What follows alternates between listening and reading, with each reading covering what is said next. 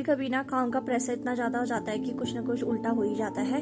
तो आज की मॉर्निंग की स्टार्टिंग कर लेते हैं सुबह के 9 बजे से। तो बच्चों ने बोला कि हम रोज़ दाल भात खा के परेशान हो गए हैं मम्मा, तो मैं हमारे लिए कुछ माइक्रोनी वगैरह बना दो करके। तो मैंने सोचा ये लोग स्कूल जाएंगे, तो मैंने फटाफट से सुबह ना प्याज टमाटर वगैरह काट लिया था और इस पे प्याज टमाटर खोलने के बाद मैंने मसाला वसाला डाल के माइक्रोनी सुबह ही उबाल दी थी मैंने अपना काम करने से।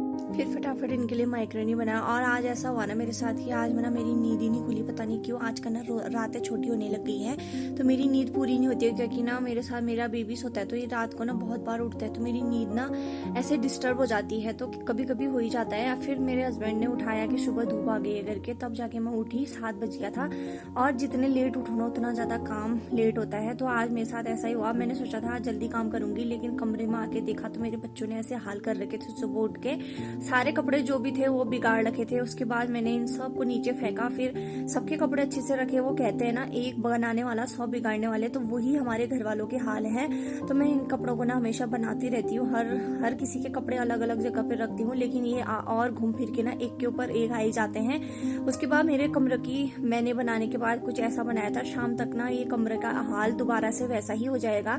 तो कितना ही बना लो, कितना ही कुछ करो, बाकी बात वही है। फिर बच्चे लोग ना स्कूल के लिए रेडी हो गए थे, मेरी माइक्रोनी वगैरह सब बन गई थी, मैंने इन लोगों के लिए डाल दी, ये लोग चले गए। और आज ऐसा हुआ कि चावल जैसे डाल रही थी, सारे चावल ना आधे से ज्यादा गिर गए नीचे। तो होता है ना कभी कभी काम, मतलब जल्दीबाजी में ऐसा ही काम हो जाता है उल्टा। फिर उसके बाद ना मेरा हाथ कट गया था। हाथ कटने के बाद मैंने फटाफट से इस पे ट्यूब वगैरह लगा लिया था और मैंने ना फटाफट से नहाया। फिर नहा धो के हम लोग धूप पे बैठे हुए थे और धूप भी अच्छी खासी आ रही थी। आजकल ना थोड़ी बहुत गर्मी होने लग गई है दिन पे, और मैंने अपने अपने बाल वाल झाड़ लिए थे कि थोड़ी देर धूप पे सूखेंगे करके। उसके बाद हमारा दिन का खाना भी बन चुका था और मैंने बनाया था आज दाल चावल और चटनी वगैरह, अंडा भी बनाया था उस पर।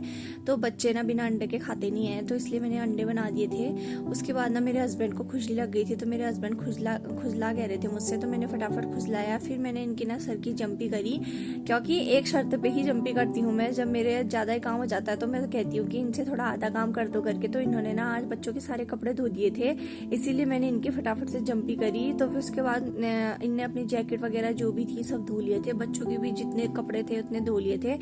फिर मेरा काम थोड़ा कम हो गया था कि कपड़े इन्हें धो दिए थे, तो मैंने बाकी घर का काम निपटाया। फिर चाची जा रही थी आज कहीं शादी पे, मुझे भी जाना था, लेकिन मेरा आज इतना ज्यादा काम हो गया था कि मेरे को बहुत ज्यादा पित्त लग रही थी, तो मैंने बोला मैं नहीं आ रही हूँ करके। तो चाची हो गई थी तैयार। चाची को तैयार व्यार करने के बाद आ गई मैं गोट पे मैं आई, क्योंकि मेरी गाय भी बेचारी भूखी थी। सुबह पे ही डाल दिया था मैंने घास, तो फटाफट से आई पानी लेके और पानी वगैरह दिया। और जैसे ही मैं अंदर गई ना, मेरी गाय ने ना